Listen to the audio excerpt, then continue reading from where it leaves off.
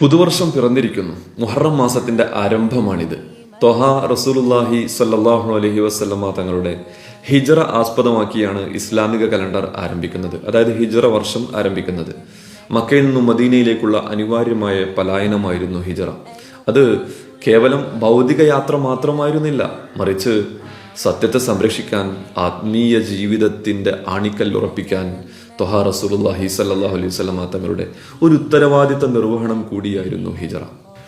ഈ പുതുവർഷത്തിൽ നമ്മുടെ ജീവിതത്തിനും പുതിയ മാറ്റങ്ങൾ അനിവാര്യമാണ്.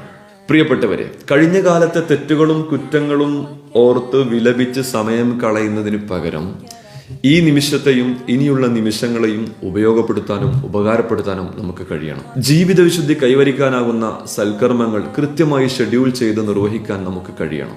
ഒന്നാമതായി, നമ്മുടെ നിസ്കാരം ഭംഗിയായി, ആത്മാർത്ഥതയോടെ, ഭയഭക്തിയോടെ, ഇഷ്ടത്തോടെ അള്ളാഹുവിന്റെ മുമ്പിൽ സാഷ്ടാംഗം നമിക്കാൻ നമുക്ക് കഴിയണം.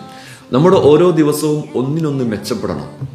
തഹജ്ജുദ് നിസ്കാരം, ളുഹ നിസ്കാരം, വിത്ർ നിസ്കാരം എല്ലാം നമ്മൾ പതിവാക്കണം. കിടന്നുറങ്ങുമ്പോഴും ഉണരുമ്പോഴുമുള്ള അള്ളാഹുവിന്റെ സ്മരണ നമ്മൾ ഒരിക്കലും മറക്കരുത്. ഭക്ഷണ മര്യാദകളും ബാത്റൂം മര്യാദകളും നമ്മൾ നിർവഹിച്ചില്ലെങ്കിൽ പിന്നെ ആരാണ് ഇതൊക്കെ നിർവഹിക്കാനുണ്ടാവുക? മഗ്രിബ് ബാങ്കിന്റെ മുമ്പുള്ള തസ്ബീഹ്, രാത്രികളിലെ സൂറത്തുൽ മുൽക്ക് പാരായണം, സൂറത്തുൽ വാഖിയ പാരായണം, ഹദ്ദാദ്, ഇതെല്ലാം മുഅ്മിനീങ്ങൾ സാധാരണയായി ചെയ്യുന്ന നന്മകളാണ്. ഇതിനൊന്നും ചെറുതായി കാണരുത്. ജനങ്ങൾക്കിടയിലെ നമ്മുടെ ഇടപെടലുകൾ നന്മയുള്ളതാക്കണം. പരസ്പരം സലാം പറയുക, വഞ്ചന, കുറ്റം പറച്ചിൽ, വെറുതെ ദേഷ്യം പിടിക്കുന്നതെല്ലാം നമ്മൾ മാറ്റി നിർത്തുക. അസൂയയും അഹങ്കാരവും ഉപദ്രവമല്ലാതെ ഒരിക്കലും നമുക്ക് ഉപകാരം വരുത്തില്ല. മറ്റുള്ളവരെ സഹായിച്ചുകൊണ്ടേയിരിക്കുക.